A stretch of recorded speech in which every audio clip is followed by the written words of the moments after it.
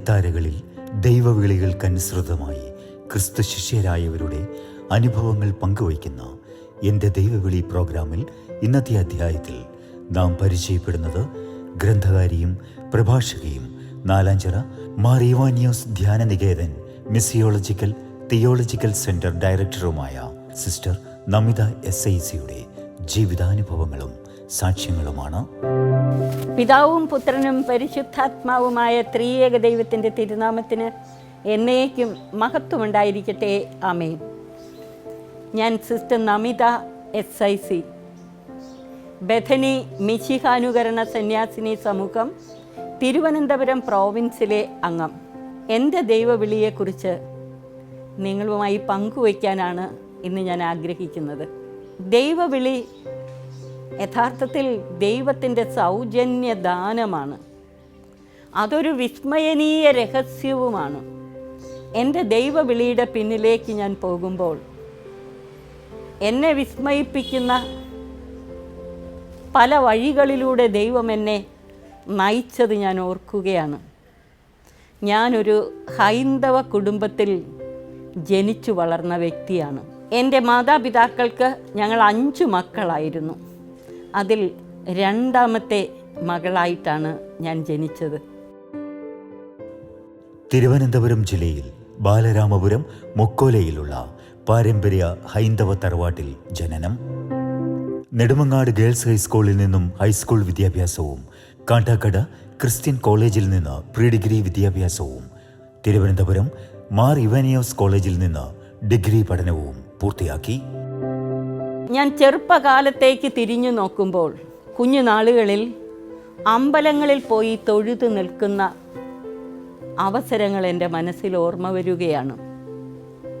പക്ഷേ അമ്പലങ്ങളിൽ പോയി തൊഴുതു നിൽക്കുമ്പോൾ ആരോ എൻ്റെ ഉള്ളിൽ നിന്ന് ചോദിക്കും, യഥാർത്ഥ ദൈവം ആരാണ്? ഏതാണ് സത്യദൈവം? അപ്പം ഞാൻ വിചാരിക്കും, കൃഷ്ണനാണോ, പരമശിവനാണോ, വിഷ്ണുവാണോ, ഇതിലാരാണ് യഥാർത്ഥ ദൈവം എന്ന് മനസ്സിലാക്കാൻ ഞാൻ ചെയ്തിരുന്നത് ഓരോ അമ്പലങ്ങളിലും പോയി കാണിക്കയിട്ട് ചില നിയോഗങ്ങൾ വെച്ച് പ്രാർത്ഥിക്കും. ആ നിയോഗം എവിടെ സാധിച്ചു കിട്ടുന്നോ അതാണ് യഥാർത്ഥ ദൈവം എന്ന് ഞാൻ ചിന്തിച്ചിരുന്നു. അങ്ങനെ ഞാൻ സ്കൂളിലേക്ക് പോകുന്ന വഴിക്ക് ആറ്റുകാൽ ദേവിയുടെ ഒരു ക്ഷേത്രം ഞങ്ങളുടെ വീടിനടുത്തുണ്ട്. എൻ്റെ ജന്മസ്ഥലം ബാലരാമപുരത്തിനടുത്ത് മുക്കോല എന്ന് പറയുന്ന സ്ഥലത്താണ്. പക്ഷേ ഞങ്ങൾ കുഞ്ഞുങ്ങളായിരിക്കുമ്പോൾ തന്നെ അവിടെ നിന്ന് നെടുമങ്ങാട് മുണ്ടേല എന്ന് പറയുന്ന സ്ഥലത്ത് മാതാപിതാക്കൾ അവിടേക്ക് സ്ഥലം മാറിപ്പോയി. അങ്ങനെ അവിടെ താമസമായി. എൻ്റെ 5ാം ക്ലാസ് വരെയുള്ള പഠനം കോക്കോതമംഗലം LP സ്കൂളിലായിരുന്നു. 6 മുതൽ 10 വരെയുള്ള ക്ലാസ്സുകൾ നെടുമങ്ങാട് ഗേൾസ് ഹൈസ്കൂളിലായിരുന്നു. അത് കഴിഞ്ഞ് പ്രീ ഡിഗ്രിക്ക് കാട്ടാക്കട ക്രിസ്ത്യൻ കോളേജ്, ഡിഗ്രിക്ക് Mar Ivanios college, post graduation ഞാൻ പ്രൈവറ്റായിട്ടാണ് പഠിച്ചത്. അപ്പം ഞാൻ ഒരു 5-6 ക്ലാസ്സിലൊക്കെ പഠിക്കുന്ന സമയത്ത് തന്നെ എൻ്റെ ഉള്ളിൽ നിന്ന് പലപ്പോഴും ഞാൻ ചോദിക്കുകയല്ല, ഞാൻ ചിന്തിക്കുകയല്ല, ഞാൻ അന്വേഷിക്കുകയുമല്ല, എന്നോട് ആരോ ചോദിക്കുകയാണ്, യഥാർത്ഥ ദൈവം ആരാണ്? Nalanchira sisters of imitation of Christ കോൺവെന്റിൽ അംഗവും നാലാഞ്ചിറ ബഥനി മിശിഹാനുകരണ സന്യാസിനി സമൂഹാംഗവും Nalanchira Mar Ivanios Dhyananikethan missiological theological centre ഡയറക്ടറുമായി കഴിഞ്ഞ 26 വർഷമായി കർത്തൃ ശുശ്രൂഷകളിൽ സജീവമാണ് സിസ്റ്റർ നമിത. അതുപോലെ മറ്റൊരു സംഭവം, 7ാം ക്ലാസ്സിലൊക്കെ പഠിക്കുന്ന സമയത്ത് ഞാൻ ഒറ്റയ്ക്ക് സ്കൂളിലേക്ക് പോകുമ്പോൾ എൻ്റെ കൂടെ മറ്റാരുമില്ലെങ്കിൽ ആരോ എന്നോട് പറയും, നീ ഒരു സിസ്റ്ററാകും, നീ ഒരു സന്യാസിനിയാകും. അപ്പോൾ ഒരു സിസ്റ്ററാകുമെന്ന് പറഞ്ഞപ്പോൾ ഞാൻ ചോദിക്കും, ഞാനൊരു ഹിന്ദു അല്ലേ, പിന്നെ എങ്ങനെ സിസ്റ്ററാകും? അപ്പം എന്നോട് ഒരു അദൃശ്യ സ്വരം സംസാരിക്കുകയാണ്, നീ ഒരു സിസ്റ്ററാകും. അപ്പം ഞാൻ പറയും, ഞാനൊരു ഹിന്ദു അല്ലേ, പിന്നെ എങ്ങനെ ഞാൻ സിസ്റ്ററാകും? അത് കഴിയുമ്പോൾ ഉത്തരമൊന്നുമില്ല. ഞാൻ വിചാരിക്കും, ഇതെന്താ ദിവാസ്വപ്നമാണോ? ഞാൻ ആബ്സെൻറ്റ് മൈൻഡഡ് ആയിട്ട് എന്തൊക്കെയോ ചിന്തിക്കുകയാണോ? ഇങ്ങനെയൊക്കെ ചിന്തിച്ചു പോകും. തുടർന്ന് പല ദിവസങ്ങൾ ഇതിങ്ങനെ തുടർന്നു. 10ാം ക്ലാസ്സൊക്കെ കഴിഞ്ഞപ്പോൾ ഇതെല്ലാം നിന്നു. അമ്പലങ്ങളിൽ പോകുമ്പോൾ ഈ ദൈവം, സത്യദൈവം ആരാണ്, യഥാർത്ഥ ദൈവം ആരാണെന്ന് എൻ്റെ ഉള്ളിൽ ചോദിക്കുന്ന ആ ചോദ്യമോ അല്ലെങ്കിൽ സന്യാസിനിയാകുമെന്ന സ്വരമോ ഇതൊന്നുമില്ല. പിന്നെ എൻ്റെ ചിന്തകളെല്ലാം പഠിക്കുക, ഉന്നത വിദ്യാഭ്യാസം കരസ്ഥമാക്കുക, അതുപോലെ നല്ലൊരു ജോലി, ഇതൊക്കെയായിരുന്നു. എൻ്റെ ഏറ്റവും വലിയ ആഗ്രഹം ഒരു കോളേജ് പ്രൊഫസറാകുക എന്നതായിരുന്നു. ഞാൻ എൻ്റെ ഡിഗ്രി പഠന സമയത്ത്, ഞാൻ ഡിഗ്രിക്ക് പഠിക്കുമ്പോൾ BA തേർഡ് ഇയറിന് എൻ്റെ അച്ഛൻ മരിച്ചു. MA ഫൈനൽ ഇയർ കഴിഞ്ഞതും എൻ്റെ അമ്മയും മരിച്ചു. അങ്ങനെ ഞങ്ങൾ സ്വന്തം വീട് വിട്ട് ഞങ്ങളുടെ ബന്ധുക്കളുടെ വീട്ടിലായിട്ട് ഓരോ വീട്ടിലായിട്ട് താമസമായി. എൻ്റെ അച്ഛനാണ് ആദ്യം മരിച്ചത്. അമ്മ മരിക്കുമ്പോൾ അമ്മയുടെ സഹോദരനെയും ഒരു ചേച്ചിയെയും അടുത്ത് വിളിച്ച് ഞങ്ങൾ 5 മക്കളെയും 5 പേരെ ഏൽപ്പിച്ചു. ഇളയ 3 പേരെയും അമ്മയുടെ സഹോദരനെയാണ് ഏൽപ്പിച്ചത്. അവർ നോക്കണം.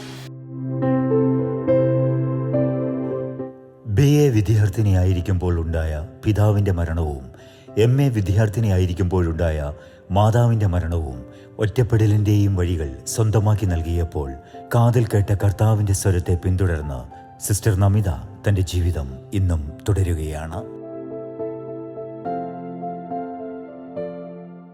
എന്നെ അമ്മയുടെ ചേച്ചിയുടെ വീട്ടിലാക്കണമെന്ന് പറഞ്ഞു.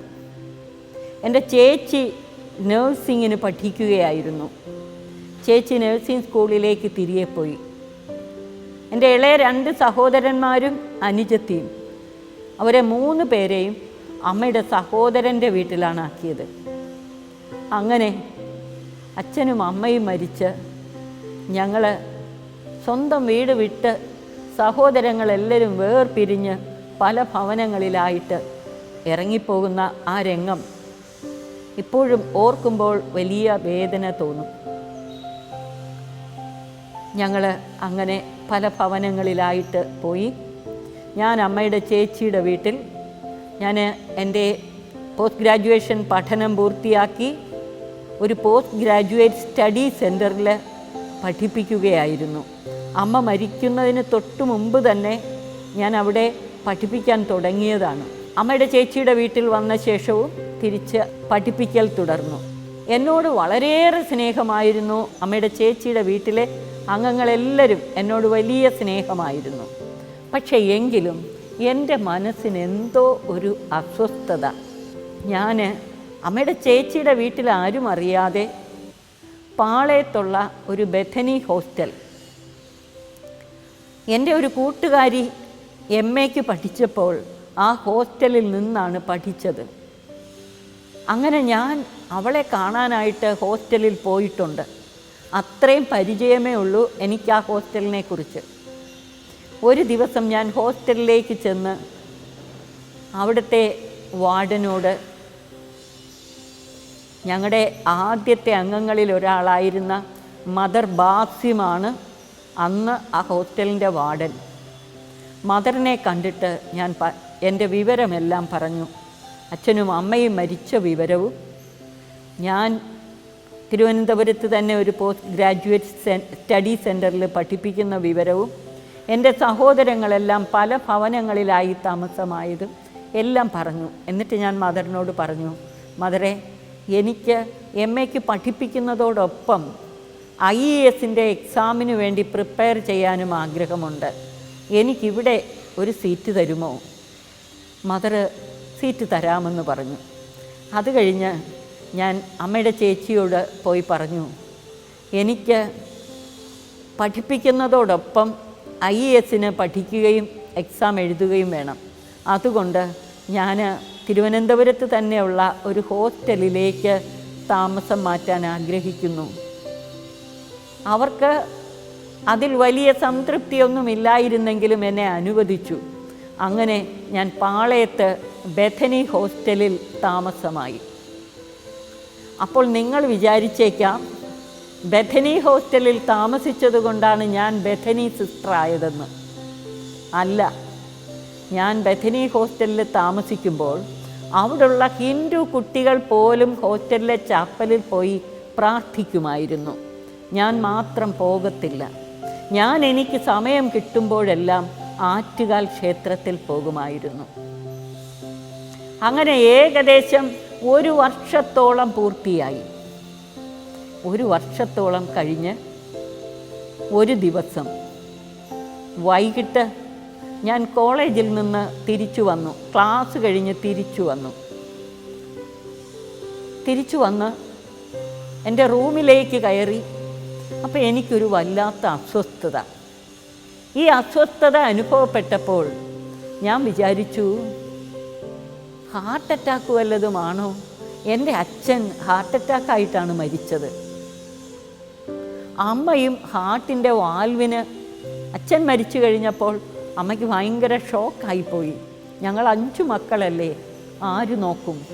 അങ്ങനെ അമ്മയുടെ വിഷമം കൊണ്ട്, മനസ്സിൻ്റെ വിഷമം കൊണ്ടാണ് അമ്മയ്ക്ക് ഹാർട്ടിൻ്റെ വാൽവ് ബ്ലോക്കായത്. അങ്ങനെയാണ് അമ്മയും മരിക്കുന്നത്. അപ്പം ഞാൻ വിചാരിച്ചു, ഇനി എനിക്ക് ഹാർട്ട് അറ്റാക്ക് വല്ലതും ആണോ? ഞാൻ സ്വസ്ഥമായി കയറി അങ്ങ് കിടന്നു. അഥവാ എന്തെങ്കിലും അസുഖമാണെങ്കിൽ അത് മാറാൻ വേണ്ടിയിട്ട് നിവർന്ന് കിടന്നു. അങ്ങനെ കിടക്കുമ്പോൾ ആരോ എന്നെ മുറിയിൽ നിന്ന് വിളിച്ചിറക്കി. സന്ധ്യ ആയിട്ടില്ല, 5 മണി കഴിഞ്ഞതേ ഉള്ളൂ, 5:15 കഴിഞ്ഞു. എന്നെ മുറിയിൽ നിന്ന് വിളിച്ചിറക്കി കൊണ്ടുപോവുകയാണ്. മനുഷ്യ വ്യക്തികൾ ആരുമില്ല, പക്ഷേ ആരോ എന്നെ വിളിച്ചുകൊണ്ട് പോവുകയാണ്.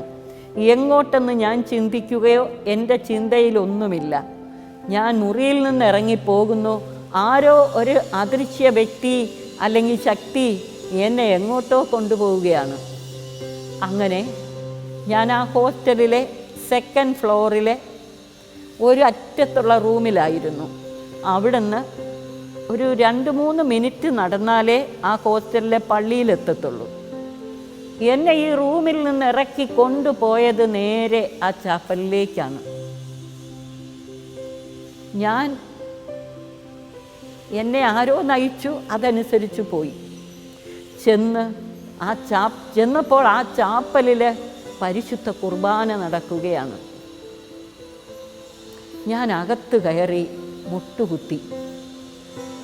ആദ്യമായിട്ട് മുട്ടുകുത്തിയതും എന്നിൽ എന്തോ ഒരു അദൃശ്യ ശക്തി വന്ന് നിറയുന്ന പോലെ, എൻ്റെ ശരീരത്തിനൊന്നും ഭാരമില്ലാത്തതുപോലെ, ഞാനങ്ങ് പൊങ്ങിപ്പോകുന്നോ എന്തോ ഒരു അനുഭവമായിരുന്നു എന്നെനിക്ക് വിവരിക്കാനാകുന്നില്ല ഇപ്പോൾ. അതോടൊപ്പം ഒരു സ്വരം, നീ അന്വേഷിക്കുന്ന യഥാർത്ഥ ദൈവം ഞാനാണ്. യേശുതമ്പുരാൻ പറയുകയാണ്, നീ അന്വേഷിക്കുന്ന യഥാർത്ഥ ദൈവം ഞാനാണ്. ആ സ്വരം കേട്ട ഉടനെ കുഞ്ഞുനാളുകളിൽ അമ്പലങ്ങളിൽ പോയി തൊഴുതു നിൽക്കുമ്പോൾ യഥാർത്ഥ ദൈവം ആരെന്ന് എന്നോട് ആരോ ചോദിക്കുന്ന ആ സ്വരം മുതൽ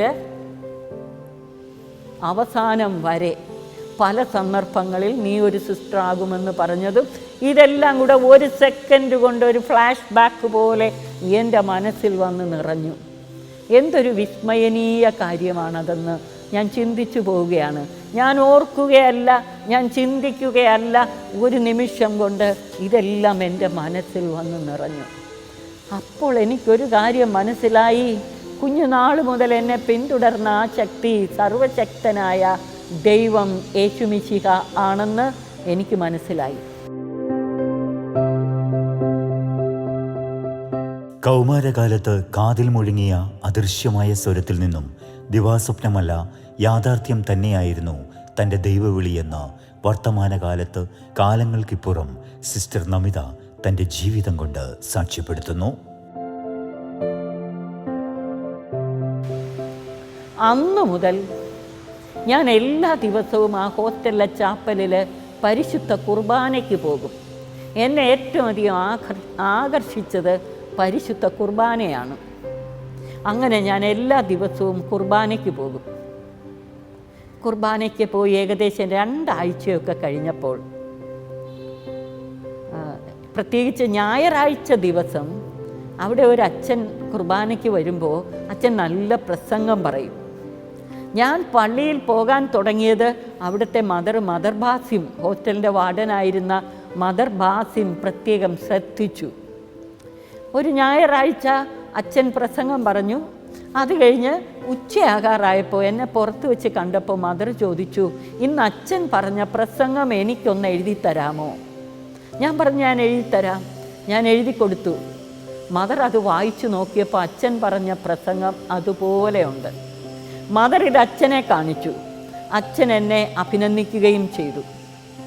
2 ആഴ്ച കഴിഞ്ഞപ്പോൾ ഞാൻ സ്വയം ചിന്തിച്ചു, ആരും അറിയാതെ ക്രിസ്ത്യാനിയാകാം, ആരും അറിയാതെ ക്രിസ്ത്യാനിയാകാം. ആ അച്ഛനോട് പറഞ്ഞാൽ, മദർ അച്ഛനോട് പറഞ്ഞാൽ അച്ഛൻ എനിക്ക് മാമോദീസ തരും. ഇതെല്ലാം ഞാൻ ആലോചിക്കുകയാണേ. ഞാനിതെല്ലാം സ്വയം ആലോചിച്ച് കഴിഞ്ഞിട്ട് ഞാൻ കർത്താവിനോട് ചോദിച്ചു, കർത്താവേ, ഞാൻ ആരും അറിയാതെ ക്രിസ്ത്യാനിയാകട്ടെ, വീട്ടിൽ ആരെ അറിയിക്കാതെ ക്രിസ്ത്യാനിയാകട്ടെ. അപ്പോൾ എന്നോട് പറയുകയാണ്, നീ ഒറ്റയ്ക്കല്ല, നിങ്ങൾ 5 മക്കളും ഒരുമിച്ച് ക്രിസ്ത്യാനിയാകണം. അപ്പം ഞാൻ ചോദിച്ചു, അതെങ്ങനെ സംഭവിക്കും? എൻ്റെ ഇളയ 2 സഹോദരന്മാരും അനുജത്തിയും എൻ്റെ അങ്കിളിൻ്റെ വീട്ടിലെന്ന് പറയുമ്പോൾ അവർ വളരെ ട്രഡീഷണലായ ഹൈന്ദവ വിശ്വാസമുള്ള കുടുംബമാണ്. വീട്ടിൽ തന്നെ പൂജയും ഒക്കെ ഉള്ളത്. അവരെ എനിക്കെങ്ങനെ അവിടെ നിന്ന് പള്ളിയിൽ വിളിച്ചുകൊണ്ട് പോകാൻ സാധിക്കും? എങ്ങനെ ക്രിസ്ത്യാനിയാക്കും? അപ്പം ഞാൻ കർത്താവിനോട് പറഞ്ഞു, അങ്ങനെയാണെങ്കിൽ അച്ഛനും അമ്മയും ജീവിച്ചിരുന്നപ്പോൾ ഞങ്ങളെ ക്രിസ്ത്യാനിയാക്കിക്കൂടായിരുന്നോ? എന്തിനാ അവരെ 2 പേരെയും ഒരുമിച്ച് കൊണ്ടുപോയത്? ഞാനിങ്ങനെ കർത്താവിനോട് കുറേ വാഗ്വാദം നടത്തി. എൻ്റെ വാദമെല്ലാം തീരുന്നത് വരെ കർത്താവ് ഒരു വാക്കുപോലും മിണ്ടിയില്ല.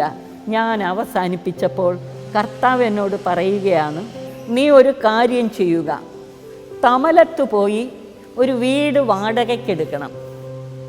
എന്നിട്ട് സഹോദരങ്ങളോട് പറയണം, നമുക്ക് ഒരുമിച്ച് താമസിക്കാനായിട്ട് ആ വാടക വീട്ടിലേക്ക് പോകാം എന്ന് പറഞ്ഞ് അവരെ വിളിക്കണം.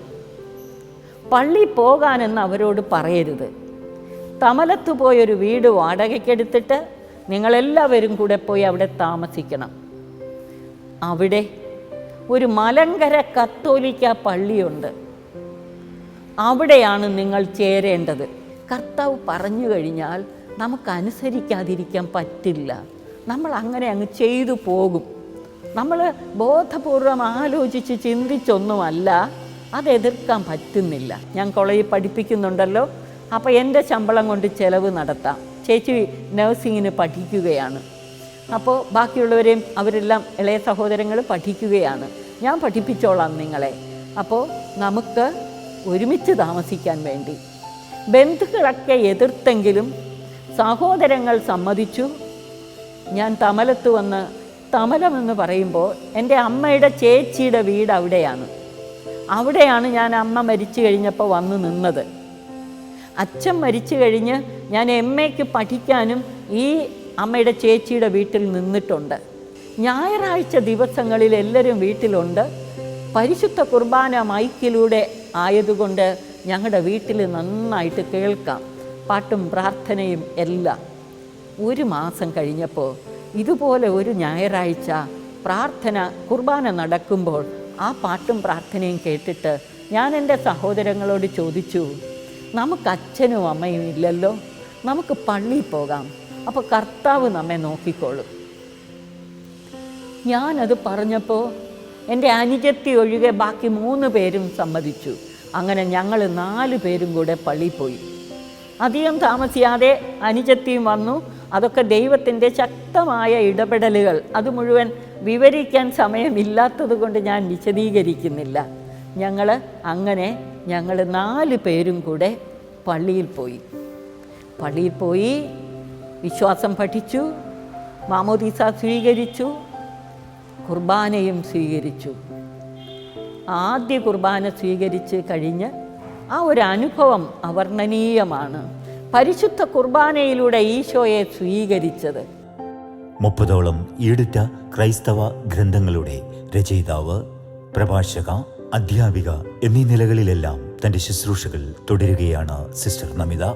അങ്ങനെ അന്ന് വീട്ടിൽ പോയി വൈകിട്ട് എല്ലാവർക്കും ഭക്ഷണമൊക്കെ കൊടുത്തു. അന്നത്തെ ജോലിയൊക്കെ തീർത്ത് ഉറങ്ങാൻ കിടന്നു. ഞാൻ ഉറങ്ങാൻ കിടന്നു, ലൈറ്റെല്ലാം ഓഫ് ചെയ്തു. പ്രിയമുള്ളവരെ, കർത്താവ്, സജീവനായ കർത്താവ് എൻ്റെ മുന്നിൽ വന്നു നിന്നിട്ട് എന്നോട് ചോദിക്കുകയാണ്, എത്ര നാളുകൊണ്ട് ഒരു യാചകനെ പോലെ നിൻ്റെ പിന്നാലെ ഞാൻ നടക്കുന്നു, ഇനിയും നിനക്കെന്നെ നോ പറഞ്ഞ് മടക്കി അയക്കാൻ പറ്റുമോ? എന്നെ അല്ലാതെ മറ്റാരെയും നിനക്ക് തരാനില്ല എന്ന് പറഞ്ഞിട്ട് ഞാൻ കർത്താവിന് സമ്മതം കൊടുക്കുന്നില്ല, കരയാൻ തുടങ്ങി. അപ്പോഴേക്ക് കർത്താവ് തിരിഞ്ഞങ്ങ് പോയി. കർത്താവ് തിരിഞ്ഞു പോയത് കണ്ടപ്പോൾ ഞാൻ ഒന്നുകൂടെ കരയാൻ തുടങ്ങി. രാത്രി മുഴുവൻ കരഞ്ഞിട്ട് പിന്നെ എന്ത് ചെയ്യണമെന്നറിയില്ല.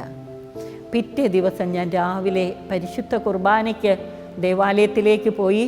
കുർബാന കഴിഞ്ഞ് അച്ഛൻ്റെ അടുത്ത് ചെന്ന് എന്ത് ചെയ്യണമെന്ന് ചോദിക്കാമെന്ന് വിചാരിച്ചാണ് ഞാൻ പോകുന്നത്. അച്ഛനോട് ഈ കാര്യങ്ങളെല്ലാം പറയാൻ എനിക്ക് നാണക്കേടാണെന്ന്. അതുകൊണ്ട് ഞാൻ എല്ലാം പറയാൻ ആഗ്രഹിച്ചില്ല. പക്ഷേ കർത്താവ് ഇങ്ങനെ എന്നോട് ആവശ്യപ്പെടുന്നു, ഞാൻ എന്ത് ചെയ്യണം എന്ന് ചോദിക്കാമെന്ന് വിചാരിച്ചു പോയ ഞാൻ അച്ഛനോട് ചെന്ന് പറയുക, എനിക്ക് മഠത്തിൽ പോകണം. അങ്ങനെയാണ് എൻ്റെ സന്യാസത്തിലേക്കുള്ള ദൈവവിളിയുടെ അപ്പോൾ ആരംഭം. സത്യം പറഞ്ഞാൽ കുഞ്ഞുനാൾ ഞാനൊരു ഹൈന്ദവ കുടുംബത്തിലായിരിക്കുമ്പോൾ മുതലേ ഉള്ളത് ഞാൻ ആരംഭത്തിൽ പറഞ്ഞല്ലോ. പക്ഷേ അതൊന്നും ഞാൻ തിരിച്ചറിഞ്ഞില്ല. എൻ്റെ പുറകെ തമ്പുരാൻ നടന്നു, തിരിച്ചറിഞ്ഞില്ല. ഇത്രയും ആയിട്ടും ഞാൻ സമ്മതം കൊടുക്കാൻ തയ്യാറല്ല. കാരണം എൻ്റെ സ്വപ്ന കൊട്ടാരങ്ങളെല്ലാം തകർന്നു വീഴുകയായിരുന്നു. എൻ്റെ സ്വപ്ന കൊട്ടാരം മെയിനായിട്ട് 7 MA ഡിഗ്രി എടുക്കുക, ഇതൊക്കെയാണ്. ഇതിനോടകം 4ാമത്തെ MA വരെ എത്തി കേട്ടോ ഞാൻ. അമ്മയും അച്ഛനും മരിച്ചെങ്കിലും ഓരോ വർഷവും ഓരോ പോസ്റ്റ് ഗ്രാജുവേറ്റ് ഡിഗ്രി കൂടെ എടുക്കുമായിരുന്നു. ആദ്യം അമ്മ മരിക്കുന്നതിന് മുമ്പുള്ളത് MA എക്കണോമിക്സ് ആണ്. അത് കഴിഞ്ഞ് ഹിസ്റ്ററി, പിന്നെ സോഷ്യോളജി, പിന്നെ പൊളിറ്റിക്സ്. അത് പൂർത്തിയാക്കിയില്ല. പിന്നെ സിസ്റ്ററായതിന് ശേഷം തിയോളജി. അപ്പോൾ ഇങ്ങനെ അപ്പോൾ തന്നെ 4ാമത്തെ MAയിലെത്തി 7 എടുക്കണം, ഇതൊക്കെയായിരുന്നു എൻ്റെ ആഗ്രഹം. പക്ഷേ കർത്താവ് സന്യാസത്തിലേക്ക് വിളിക്കുമ്പോൾ എൻ്റെ സ്വപ്ന കൊട്ടാരങ്ങളെല്ലാം തകർന്നു വീഴുകയാണ്. ഞാൻ അച്ഛനോട് പറഞ്ഞു, ഞാൻ മഠത്തിൽ പോയാലും എനിക്ക് പഠിപ്പിക്കണം, കോളേജിൽ പഠിപ്പിക്കണം, എക്കണോമിക്സ് പഠിപ്പിക്കാതിരിക്കാൻ എനിക്ക് പറ്റില്ല. അച്ഛൻ പറഞ്ഞു, അത് സിസ്റ്ററായാലും അതിനുള്ള അവസരം കിട്ടും. എന്തായാലും എൻ്റെ 2 ഇളയ സഹോദരന്മാരുണ്ട്, അനുജത്തിയുണ്ട്. അവരെ 3 പേരെയും ഞാനാണ് നോക്കുന്നത്. വീട്ടിൻ്റെ വാടക കൊടുക്കുന്നത് ഞാൻ, ഇതെല്ലാം. അപ്പോൾ അച്ഛൻ എന്നോട് പറഞ്ഞു, കൊച്ചുങ്ങളെ വാടക വീട്ടിലിട്ടിട്ട് മഠത്തിൽ പോയാൽ സമാധാനം കിട്ടില്ല, അതുകൊണ്ട് ഒരു വീട് വാങ്ങാൻ. വീടുണ്ട് കേട്ടോ, എനിക്ക് വീട് മുണ്ടേലയിൽ, നെടുമങ്ങാട് മുണ്ടേലയിൽ ഞങ്ങളുടെ വീടുണ്ട്. അച്ഛനും അമ്മയും മരിച്ചപ്പോൾ ഞങ്ങൾ അവിടുന്ന് വിട്ടിറങ്ങിയെങ്കിലും പറമ്പും വീടുമൊക്കെ അവിടെ കിടപ്പുണ്ട്. പക്ഷേ അവിടേക്ക് പോയാൽ ക്രിസ്തീയ വിശ്വാസത്തിൽ തുടരാൻ പറ്റില്ല. അതുകൊണ്ടാണ് അച്ഛൻ പറഞ്ഞത് ഒരു വീട് വാങ്ങി അവിടെ ആക്കാൻ. അതിന് പൈസയുണ്ടോ? ഒത്തിരി പൈസ കടമൊക്കെ മറിച്ച് പല വിധത്തിൽ ഞാൻ 2 വർഷം കഷ്ടപ്പെട്ട് കോളേജിൽ പഠിപ്പിക്കുന്നതോടൊപ്പം ട്യൂഷനും എടുത്ത് അങ്ങനെ കടം വീട്ടി. 2 വർഷമായപ്പോഴാണ് ഒരു കൊച്ചു വീട് വാങ്ങിച്ചു. അതിൻ്റെ കടമെല്ലാം തീർന്നു. അത് കഴിഞ്ഞപ്പോൾ അച്ഛൻ എന്നോട് പറയാ, ഇനി ഒരു കാര്യം ചെയ്യാം, അനുജത്തിയെയും കൂടെ കല്യാണം കഴിച്ച് വിട്ടിട്ട് പോകാം എന്ന്.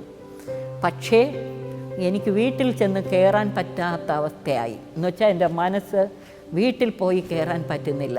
പഠിപ്പിക്കാൻ പോകാൻ, ഞാൻ എക്കണോമിക്സ് പഠിപ്പിക്കുകയാണ്, പക്ഷേ എനിക്ക് പഠിപ്പിക്കാൻ പറ്റുന്നില്ല. എനിക്ക് പഠിപ്പിക്കാതെ ജീവിക്കാൻ പറ്റത്തില്ലെന്നാണ് ഞാൻ വിചാരിച്ചിരുന്നത്. പക്ഷേ എനിക്ക് പഠിപ്പിക്കാൻ പോകാൻ സാധിക്കുന്നില്ല. ഞാൻ കോളേജിൽ നിന്ന് ആരും അറിയാതെ ലീവ് എടുത്ത് സഹോദരങ്ങൾ പഠിക്കാൻ പോകും. വീട്ടിനകത്ത് മുഴുവൻ സമയവും വായിക്കുക, ധ്യാനിക്കുക. കർത്താവ് തന്നെ എന്നെ ധ്യാനം പരിശീലിപ്പിച്ചു.